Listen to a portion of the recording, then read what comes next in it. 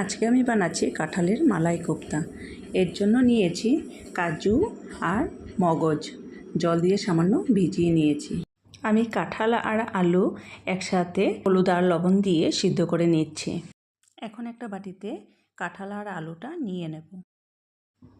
আমি পেঁয়াজ আর রসুনটা ভালো করে পেস্ট করে নিচ্ছি। এখন আমি পেঁয়াজটা কাঁঠালের মধ্যে দিচ্ছি। এর মধ্যে হলুদের গুঁড়া, লঙ্কার গুঁড়া, জিরার গুঁড়া, নুন, চালের গুঁড়া দিয়ে ভালো করে মেখে নেব। এরপর কাজু আর মগজটা ফাইন পেস্ট করে নেব, সাথে লঙ্কা আর আদা দিয়ে।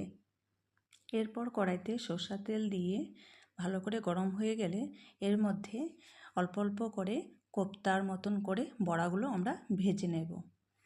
তো সব বড়া ভাজা হয়ে গেছে। এখন এর মধ্যে তেজপাতা আর গোটা জিরা ফোড়ন দিয়ে দিচ্ছি। এরপর আলুগুলো আমরা টুকরা টুকরা করে কেটে নিয়েছি, হলুদ লবণ দিয়ে ভাজা করে নেব। তারপর পেঁয়াজ আর রসুনের পেস্টটা এর মধ্যে দিয়ে হালকা নাড়াচাড়া করে নেব। এরপর হলুদের গুঁড়া, লঙ্কার গুঁড়া, জিরার গুঁড়া দিয়ে ভালো করে নাড়াচাড়া করে এর মধ্যে কাজুর পেস্টটা দিয়ে দেব। ভালো করে কষানো হয়ে গেলে এর মধ্যে জল দিয়ে ঢাকা দিয়ে রাখবো 1 মিনিটের জন্য। 1 মিনিট হয়ে গেলে এরপর বড়াগুলো দিয়ে আবার 1 মিনিটের জন্য ঢাকা দিয়ে রান্না করে নেব। এরপর ঢাকা খুলে এর মধ্যে চিনি আর ঘি দিয়ে নামিয়ে নেব।